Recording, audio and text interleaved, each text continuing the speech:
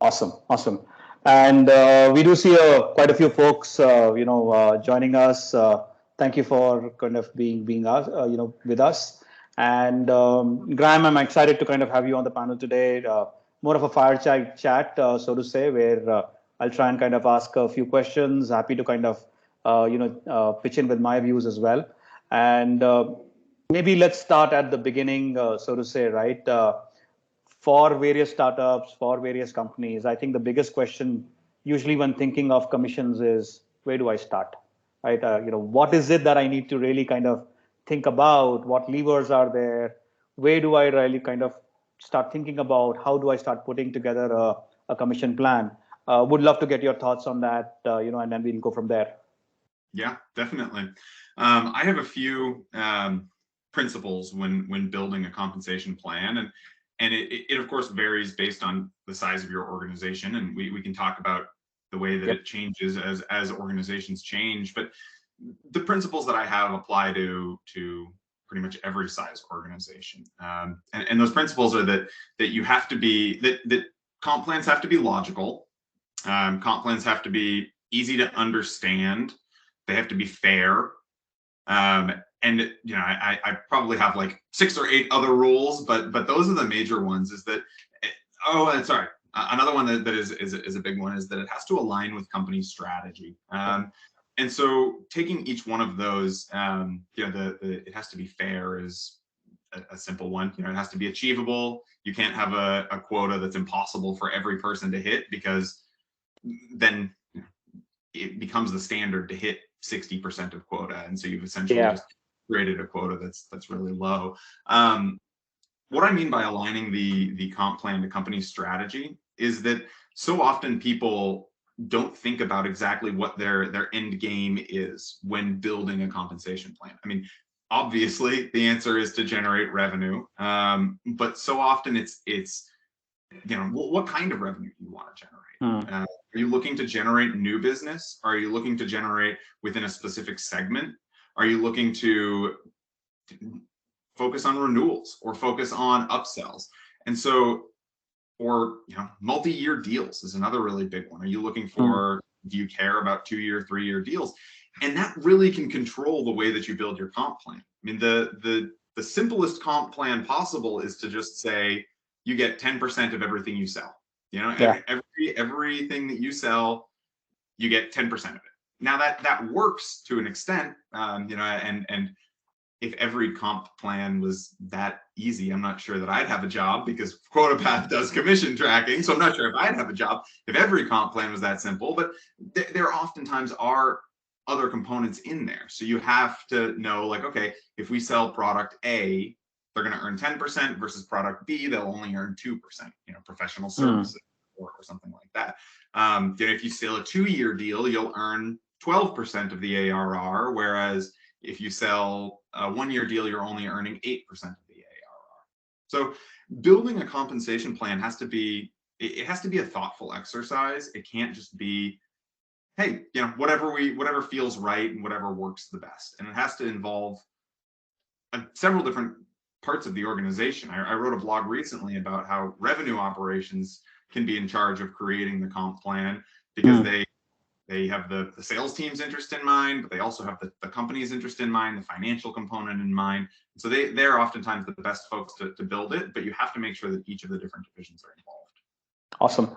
I think, great points, but I think one of the things that I want to kind of come back to, because you did kind of talk about it, is that easy to understand, right? Or easy to kind of communicate, because you can make a compensation plan very complicated, especially if you're starting to look at different levers. You just mentioned a few: 1-year deal versus 2-year deal, product A versus product B.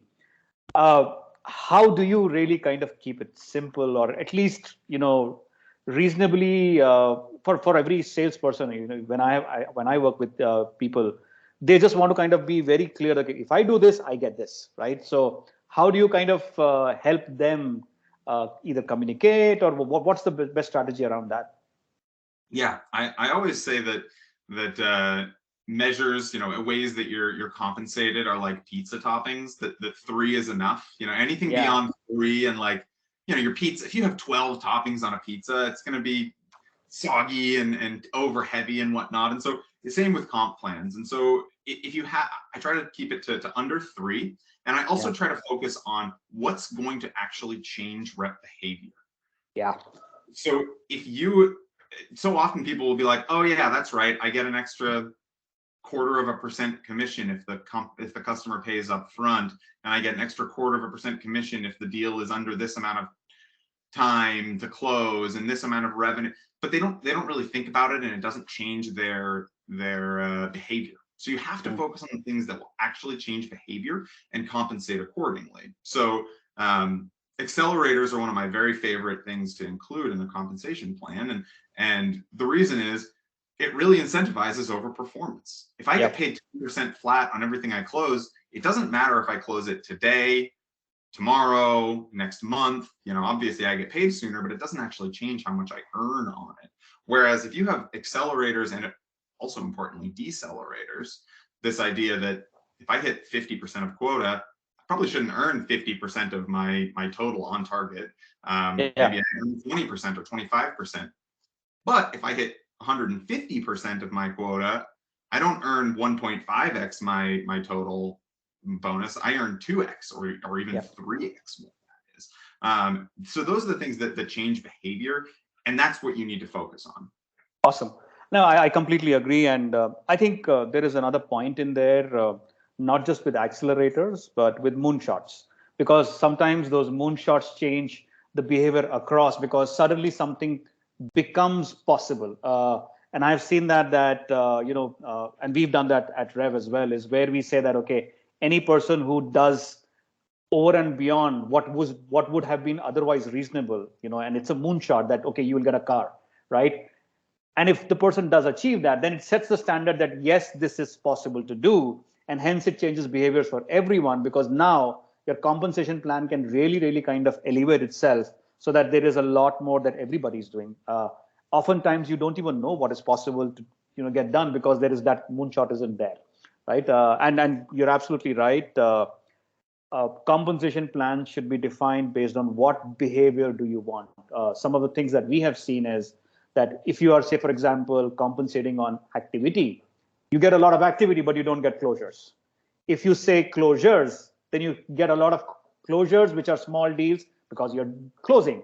You're not getting really the activity towards larger deals. So a lot of times the structure has to be such that it drives the right behavior and what you really want the company to kind of graduate into. That's something that we've observed as well. Yeah, absolutely. And one of the things you said there around moonshot is interesting. I wrote a blog post about and it's a kind of a convoluted metaphor, so bear with me here. But the 4-minute mile, the idea that running a mile under 4 minutes, and this is who knows if this is actually true or not, but it makes a good story. And I always say don't let the truth get in the way of a good story. So this 4-minute mile, like nobody had ever achieved it. It was impossible. And some people even proposed that like your heart would explode if you ran a mile in under 4 minutes or whatever, however, what happens is, or was it a 5-minute mile? Oh geez. Now I'm like 5-minute mile. Anyway, it doesn't matter. The timing. It was a 4-minute mile by Roger Bannister. So yeah, it was a Roger. Yeah, there you go. Excellent. This shows how good I am at running. If I'm like, was it 5 or 6-minute mile? No, so 4-minute mile. And so then as soon as somebody achieved it, it became possible. And because it became possible, people said, oh, I'm going to achieve it. And then it was achieved, several times since then. I mean, a bunch of times since then. And so the same can be said for quota attainment. If you set the quota too low, people see that as the limit. They see that as the idea. And so it's super important to not set your quota too low. It's also equally important to not set your quota too high. As I mentioned, if it is impossible and nobody's hitting it, I had a situation like this at my organization. I rolled out a compensation plan that was very bad. I did a bad job building this compensation plan, I'll admit it. And my reps saw it as an impossible target. And because they saw it as an impossible target, they were like, all right, well, I'm comfortable hitting 70%. I know that 60, 70% is fine. I know I'm not going to get in trouble for it. I know that that's fine. And so if you lower that quota, oftentimes you get higher performance because of it. it's achievable. Yeah, exactly. Yeah. Okay. Awesome. Uh, just talking about sales team, and sales team does not contain only reps, right? It contains SDRs, it contains LDRs and MREs, it contains account executives as well, and each one is driving, while all of them are driving towards that revenue goal, but their behaviors are different. What they contribute is different. So how do you kind of change compensation plans based on the role that somebody is playing inside an organization, especially in the sales function? Yeah, great question. So I ran about a 45-person SDR organization at my last company. I had 4 managers and 40 reps underneath me, and that was, I just talked about the comp plan. That was my bad comp plan was on for my SDRs.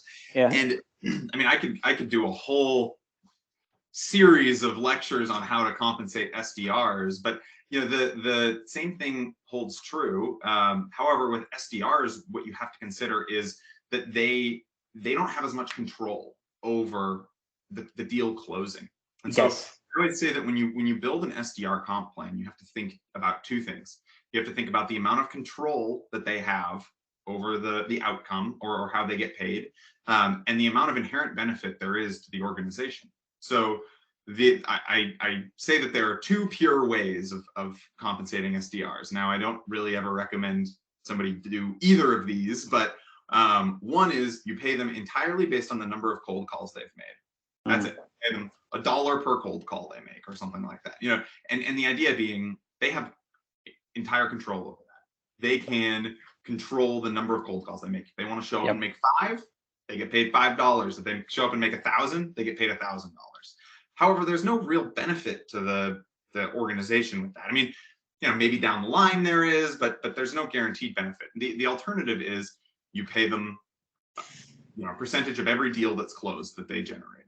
Now, that's a lot of benefit to the organization, but they don't have a ton of control over that, especially if it's a longer sales cycle, or if there's just a quick handoff. They're only responsible for the cold call, no discovery call. So with SDRs, what I always recommend is meeting somewhere in the middle, and combining, depending upon the size of the deal and the length of the deal cycle, combining 2 or sometimes even 3 of those different components. Maybe you do have an activity component to prevent people from not doing any activity. You say, all right, you have to do 500 cold calls a month, and that it's a binary bonus. You either get a bonus or you don't get a bonus. If you hit the 500, you get a bonus. If you don't, you don't. And then create some sort of like qualified component, almost a proxy for a closed won deal. If your sales cycle is longer than, say, 30 days, 45 days, you create this like qualified opportunity. We know the tight controlled definition of qualified opportunity. We know our close rate from qualified to close might be 75%. So then I back out and I say, okay, 12 qualified opportunities a month and 500 dials. And then, maybe it's a certain amount of revenue as well, so that they target higher revenue accounts. Okay.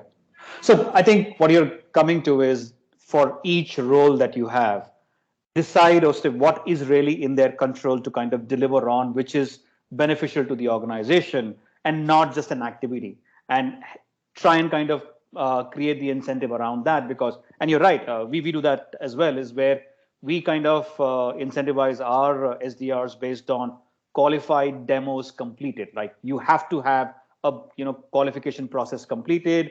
The AE that you want to hand it off to should say that, yes, looks like an opportunity, looks like well qualified, and I am willing to kind of take it forward and close it. Now, we know that there is a percentage of all opportunities that will close, but at least how many of those sales qualified or qualified opportunities have been generated is what you incentivize them, because that's in their control. That's the process. That's what they are kind of hired for. So I think that's a great point. I think having it in control as to what they control makes a lot of sense.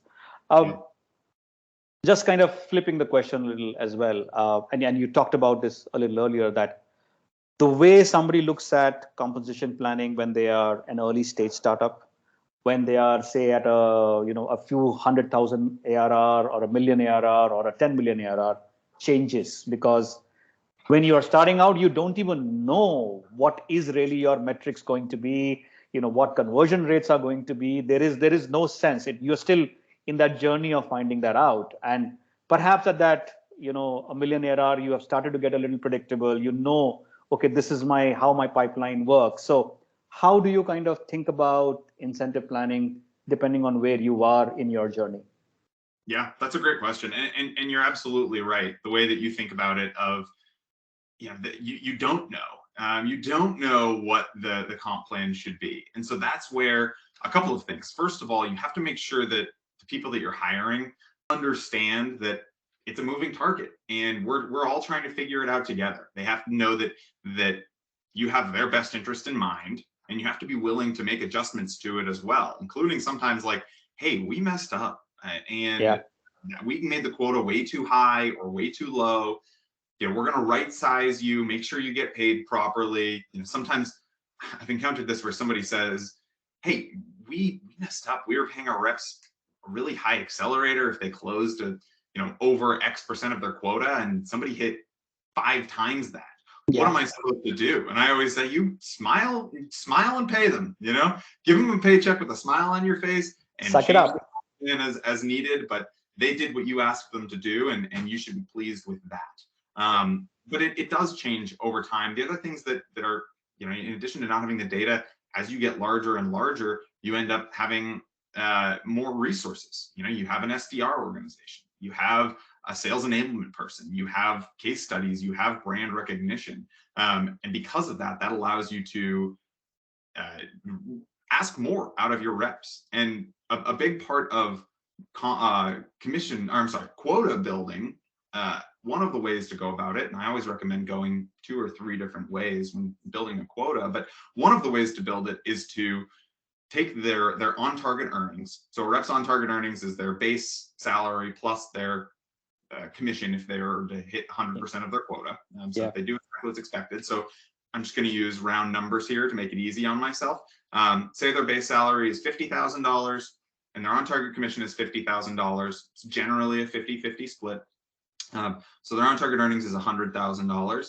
There's a multiplier applied to that to give you a quota. And the software industry standard, the people always throw out 5x. 5x, and yes. If you do the 5x, that's where you get the flat 10% regular commission rate. I wrote a blog post about this, but that's not always the case. In a bunch of research I've done, yes, that's the case. From around $1 million ARR up to about 30 or 50 million ARR, that is a 5x multiplier. But so often people in really early startups are like, really stressed out because they can't get to that 5x. It doesn't make sense. Well, the answer is that it's usually not. On average, it's about a 3x. I think a 3.2x is what we see oftentimes. And so being so concerned about that 5x multiplier when you're super early on, well, you're comparing yourself against organizations that have an SDR team, an enablement, a whole bunch of other stuff. So as you grow, and if you get up into $1 billion, the multiplier goes up to 8 or 10x because you have all of these additional resources. But oftentimes you try to stay in that 3 to 5x, especially early on. Awesome. I'll add a couple of things, and because there are a lot of people who are cross-border, and a lot of times your home economics also play into the game, because like for example, you mentioned $100,000 as being the on-target earnings for somebody perhaps in the US. In India, that number will be probably very, very small compared to kind of the base salary or the commission, but the relative number when it comes to quota may not change too much. So you are looking at probably not just 5x, but you're looking at a 15x or something of that sort. However, early stage, and we have done that, is don't worry about the size of the deal closing. Worry about the deal closing. Just pay somebody on what the deal is closing, or pay a token about that. 10 deals closed, we'll give you some money. Because at that point in time, you're just learning as to, okay, what is my price going to be in the market? How much can I even grab from the market or not? You are learning that way. And so perhaps doing a quota mapping may not be the right thing early on either. Do it by number of deals closed, by actions that they are taking. And when you start seeing the reaction from the market, try to bring in the numbers around the quota and start small and then increase as you kind of learn more and more. I think that's another way that we have kind of tried to kind of address this as well. Yeah, certainly. Yeah, and when I throw out numbers, when I throw out percentages or dollar figures or anything, again, I try to make it easy on myself. So I'm not that's not prescriptive of how much people are getting paid or how much they should get paid. I just need, it's easier for me to do the math if the numbers are rounded. But one other thing that you said was interesting, is the just closing deals. Early on, when I first ran my SDR team, when there were 5 of them, I just paid them on every demo they had. It didn't matter. You know, it could be whatever company. It didn't matter if it was qualified. You set a demo and you get paid. And the reason why is we didn't know what a good demo was. You know, for us, we don't know that universities close at 5 times the rate of tech companies, or that sports teams close but they don't renew, or they close for 2 years and then they churn. Like, we didn't know any of that stuff. And so it is super important. And sometimes the answer is to have your comp plan just be, you get paid X dollars for every logo you bring in. You know, it doesn't matter what it is, just as long as the deal is closed and there's wet ink on the paper, or I guess not wet ink on the paper, not talking to y'all. E-sign now. Pixels on the screen, then you're good. You get paid on it. Yeah. No, I think one of the things that a lot of startup founders kind of fumble on is that they try to feel that from the start they need to be right. Actually, you will make a lot of mistakes and you'll be wrong a lot of times in probably your first year or first couple of years. And just saying that, no, I have my sales team has to function right and I have to kind of pay them right may not be the right answer. In the first year, what you're doing is paying them to learn. Let them make the mistakes and learn from those mistakes as to what will become the right kind of compensation plan over time. I think that's what is necessary. Not that, okay, I need to save money. I need to only kind of, then you're not thinking big. You're thinking very, very small. You're thinking in the moment. You're not thinking strategically. So that's the way I think about it. No, that's a really great way of thinking about it. And the other thing that with that is oftentimes early stage folks try to include an accelerator or a decelerator in their comp plans. And then they're like, well, my reps just aren't getting paid very much because I decelerated. Again, you can have that moonshot in there, but including a decelerator when you don't know if people are going to be able to hit that, it's a very dangerous thing, because it's one of the, hiring people, training them, getting them ready to sell your product is very expensive. It's very expensive to try to get these people on board, very expensive time-wise when you could be doing a whole lot better things. So it's oftentimes cheaper to just pay them a flat rate until you have some metrics in order to be able to set those. Awesome. I'll change gears a bit. And one of the things that I wanted to ask was, every industry has certain quarters that work better for them than others. Like for SaaS, even in SaaS, for example, if you're selling to sales teams, probably Q4 turns out to be a little better than some of the other quarters. If you're selling to maybe the HR function, or you're selling to the marketing function, the quarters change, right? And which quarter turns out to be best, you don't know. Does it make sense to have different kind of targets or commissions depending on the seasonality of the business or the way kind of the business operates? Or would you prefer that, why even worry about that? Just keep it constant for the entire year. Let's see where people land into. I feel like you probably know my answer to this, is to keep it simple. I understand that there's seasonality, but I've seen this go really wrong, where somebody has like just ever so slightly different quotas, and because of that, they have ever so slightly different commission rates, and because of that, the reps don't understand how they're getting paid quarter over quarter. I've also seen it go wrong where it's wildly different, and because of that, reps hold off on deals. A big thing is like, you sell more in Q4 for the same amount of bonus, which means actually your commission rate goes down if you do the math on that. Whereas in Q1, maybe your slowest quarter, your commission rate could be 2x. And so if it's December 28th and I'm sitting on a massive deal, and I know that I'm going to earn 10% on it this month, but if I wait 4 days, I'm going to earn 20%. I'm not an idiot. I'm gonna oops, the contact didn't get the contract, things like that, where so seasonality, I understand. I'm not a huge fan of changing your commission structure quarter over quarter because of that. Yeah, I think there's one interesting observation that you did there, which is important for everyone, perhaps in the room, is that a salesperson lives for their commissions. So they will always kind of keep a track on that, and they will game it if they can. So it's natural, it's expected, and if people are not doing that, they are not good salespeople. I would say that as well. They are worried about their money, and they will game the system, and which is why a compensation plan will always drive the behavior on which the compensation plan is based, right? So if you are not giving them or paying them right, they will find a way to get the money or not work enough because they are not getting enough money. So I think that psychology of a salesperson is very different from an engineer, very different from a product manager. They are looking always, okay, how can I get more commission? When can I get more commission? And if it requires me to adjust something, I will do it. And that's perfectly fine. That is what is expected of them. Yeah, and I think it's even, you should use that to your advantage. Yeah. Because you should know how they will game the comp plan, and you should build it around that. And they'll feel like they're like cheating, They're like, oh, hey, look at this. Graham is such an idiot. If I close a 2-year deal, I get paid twice as much, and it's not that hard to close a 2-year deal. And I'm sitting back being like, oh, shoot, yeah, you're right. But I built it that way. I designed it that way. And so you should know how your reps are going to game the comp plan. You should think about it. You should think like, okay, what are the ways that they could do this? If they close a 2-year deal, or if they close product A instead of product B, they get paid twice as much. Like, you should know that, and you should build your comp plan around that so that you get the desired outcome. Yeah, awesome.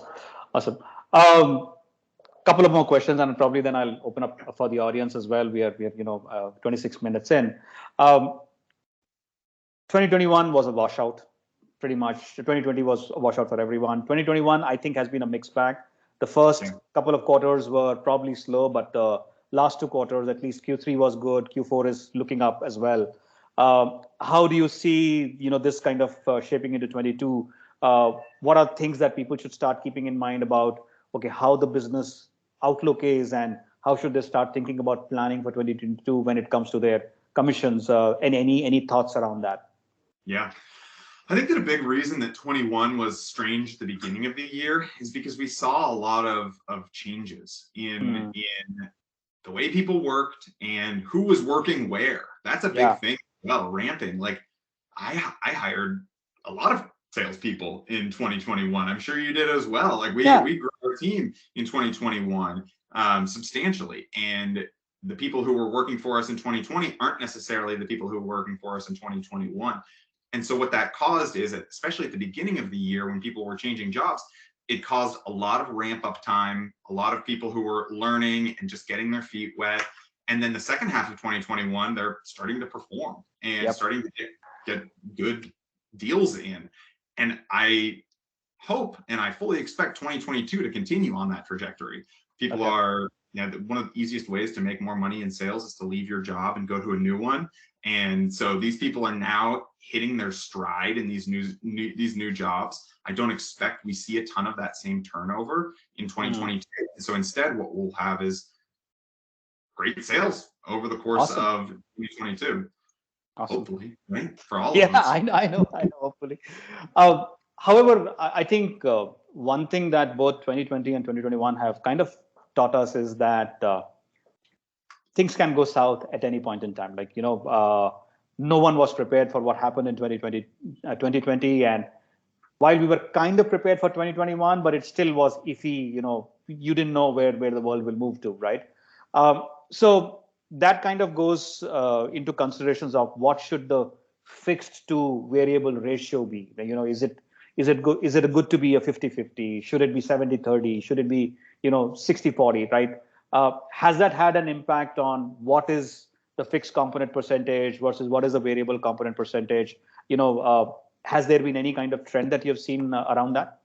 Yeah, so we've actually observed about a 10 to 25% increase in on-target earnings Okay. for sales reps. So there's a pretty big increase, and that's between 2020 and 2021. Mm-hmm. In 2019 and 2020 were about the same, so it's not a drastic change. And again, I'm talking about people who are fully employed and whatnot. I'm not talking about the fact that a bunch of people lost their jobs. So but what we haven't necessarily seen is an increase in quota. And so those ratios are getting a little bit off. So you see the ratios slightly adjusting. But I think that we'll see that right sizing in 2022. Okay. I think that quotas will probably increase and the OTEs will stay around the same as we've hit more consistency. But the other thing is that I have seen a slight, and it's just slight, ever so slight increase in base salary percentage. So traditionally it's been like 50-50 across the board. And when I'm talking about this, again, I am talking mostly about the US. There in Europe, it is slightly different, and you're obviously the expert in it when it comes to in India, but about 50-50 pretty much across the board.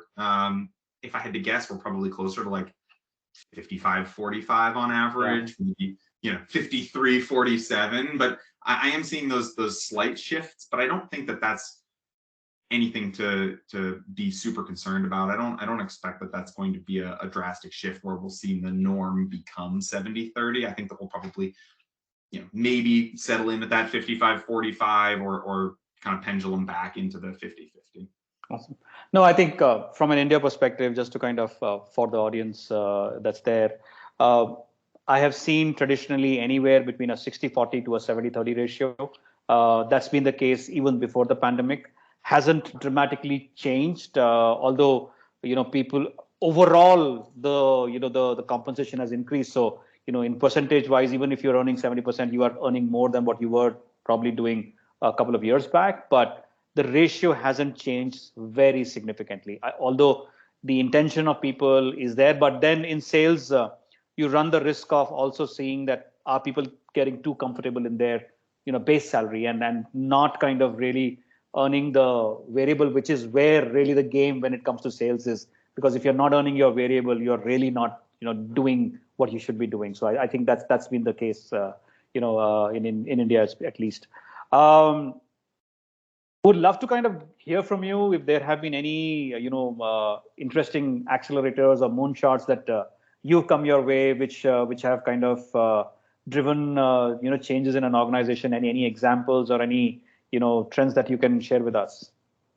Yeah, so you said a car. I'm interested in working for you. If you're giving out cars, when it comes down to it, there are a lot of offers and a lot of things that people do for this. You give out sports tickets, you give out concert tickets, you give out all of these cool things. And I've written a couple of blog posts about creative things that you can do that aren't just cash, but a lot of times cash is king, and just getting cash bonuses is super important. And so but with that said, not everybody is super money motivated. So I lay out a kind of a quadrant of people who have are money motivated versus pride motivated, and then are public motivated versus private motivated. And so your public money people are the ones who are driving the flashy cars with the Rolex watches and whatnot. The private money people may be the ones who are taking nice vacations and not posting about it on Instagram. Whereas you do have to also consider the pride people. And so I think combining the two, there's a, at my last company, we had a wall of like a wall of fame where as soon as you hit a certain milestone, I think it was selling $1 million over the course of your time there, something like that, we hired an artist to do a portrait of them, and then hung that on the wall, and they got to keep that if they ever left. And they had they got a fancy bottle of champagne, and there was like kind of a ceremony for them. And so for some people, that the public pride people, that's great for them. Those are the people who ring the gong with a smile on their face and high five every person on the floor. Those people you have to consider as well. And so I think trying to find a balance between the two give them the cash because, I'm more money motivated, but like seeing my face on a wall is all great and whatnot, but it doesn't pay my mortgage. And so I think that having combining the two so that you're meeting those people. But a big thing that happens is the President's Club, where we take the top 10% or some places do the top 50% or the top 10 sellers or whatever, and really treat them to something nice. And 2020, it was tough to do trips. Trips are the classic, but in 2020, trips were a little bit difficult. So I know that folks did different experiences where they set up local stuff for them or sent them a box of goodies or what have you. But some people just give you a fat bonus at the end of the year if you're a top 10%. Awesome. Cool. I think we are at about 35 minutes. Let's open it up for questions. Let's see what people have. If there are any specific things, Ash, over to you. Thank you so much, Samir and Graham, for that. So first question is mine itself. Let me catch this opportunity, Graham. So you were talking about considering the people mindset, how they are motivated. So the question is here, when the team size is big, they are cross borders, teams panned out all across the globe. Since the 2020 and 2021 hiring shows that they're remote teams, how do you define those commission plans structure for them? Or what are the topics that SPIF, now we have introduced SPIF also, where companies and managers are putting out extra bonuses or some cherry on the top to help and extra motivate the team. So how do you define those with respect to the all cross-border teams and all? Yeah, just I was having a little bit of a hard time hearing you, but it sounds like you're asking about like rolling out spiffs if your organization is across several regions, across several countries. Is that right? Yes. Yeah. Okay, great. Well, so I think that having a global organization and more organizations have become global and will continue to become global. Really, you have to think about it culturally, and it adds an additional aspect to it. Something that just like Samir said, if you paid the same base salary percentage to somebody in the U.S. versus somebody in Europe, they do like 70% oftentimes. And so if you went into Europe and said, oh, everybody gets a 50%, 50-50, you wouldn't hire a single person because they're like, what? No, I'm not going to work for this small amount of money and expect to make it on the commission. The same goes for spiffs. Different people have different aspects that are important to them. And I know that this sounds kind of basic, but oftentimes it's just asking people, hey, what would be your moonshot, or what would be something that's super important to you? And also within each region, oftentimes there's different goals. I opened up a London office at my last company, and one of the important things for them was just market exposure. And so much like, even though the in the States everything was already solidified, for the first 6 months we gave them a bonus for every new logo they closed in Europe. Now it didn't matter what size it was. The US folks didn't get that because we didn't need just new logos, but we needed to be able to point to, hey, these are the companies around you. These are the other companies in London using our product. And so we incentivized folks accordingly.